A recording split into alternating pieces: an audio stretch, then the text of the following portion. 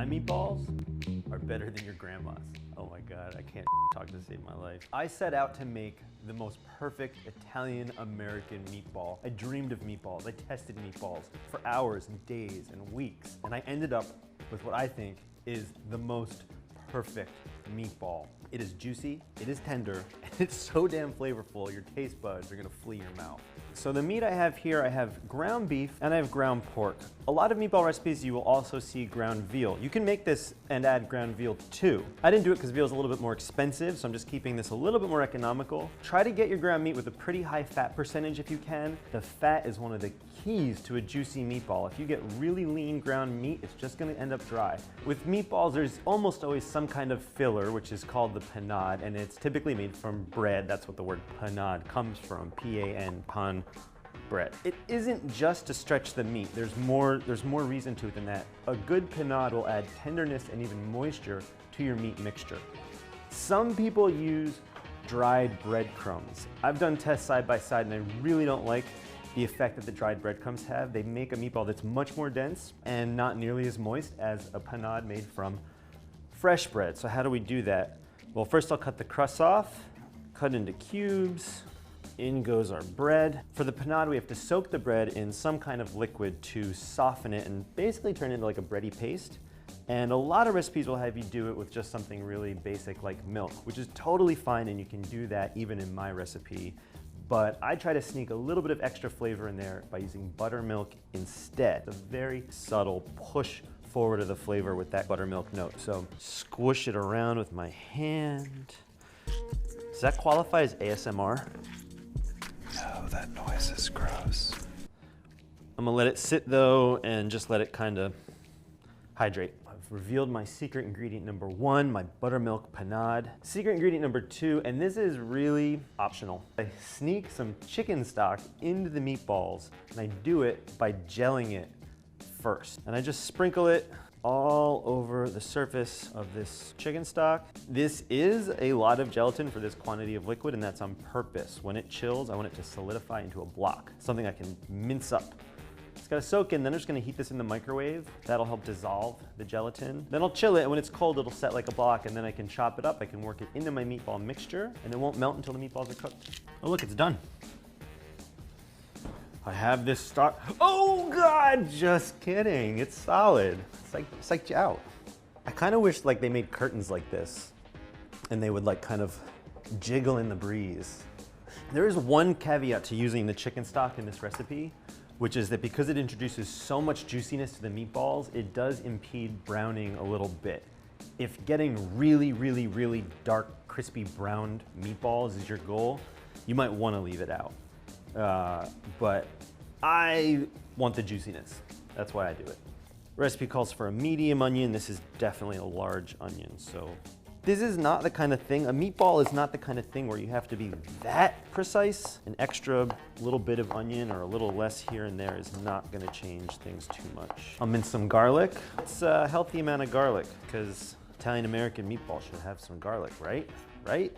This is one of those recipes where I really just do it by feel, what seems to be about right for the quantity of meat that we're working with. So I'm eyeballing it, and you can too.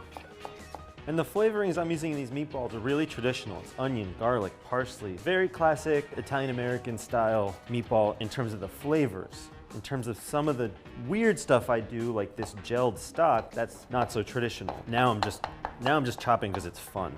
The role of the pancetta here is really to add fat, so I want a nice fatty cut of it if I can. So I just want to show you, I have a piece of pancetta here that is room temperature. The fat has some give to it.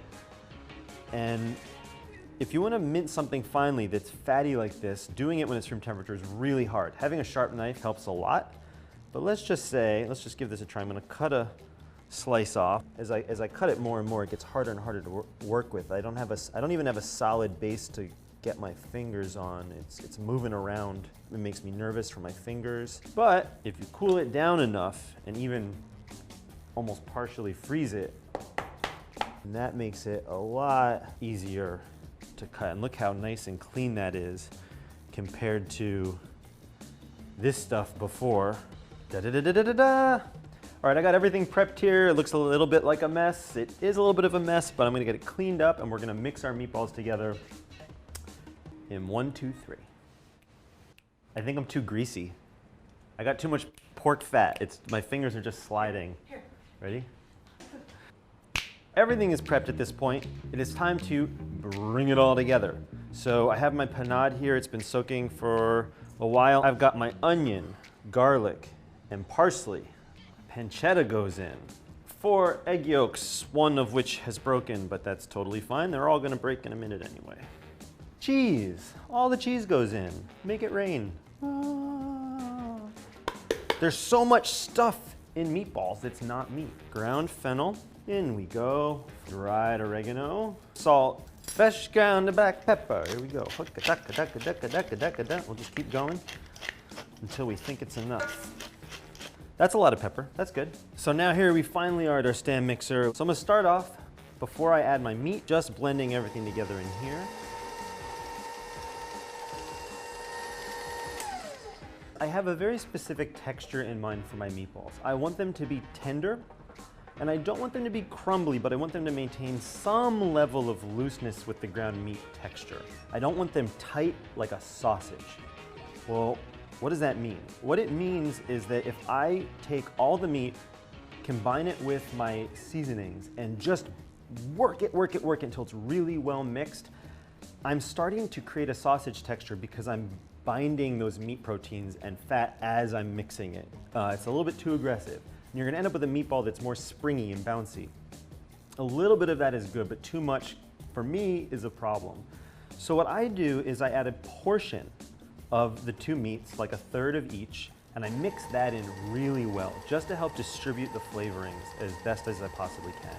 And then I'm gonna take the bowl out of the mixer and I'll incorporate the rest of the meat by hand so that I also maintain some of that ground meat texture so it doesn't become too tight and too emulsified in the mixer. Time to make some meatballs. You can go however big you want. I'd make kind of nice, I don't know, handball sized meatballs. Throw a little around.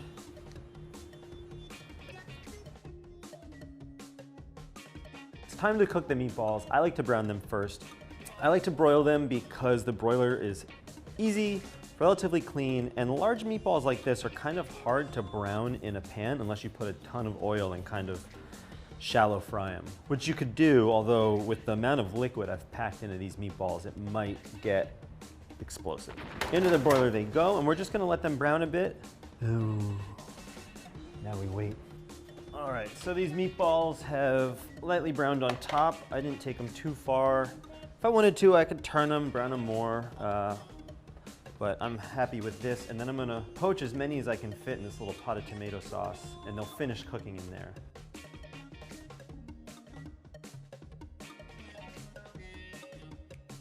These are my meatballs. Welcome to my meatballs. A little more cheese. A little more cheese. More cheese. That's just obscene.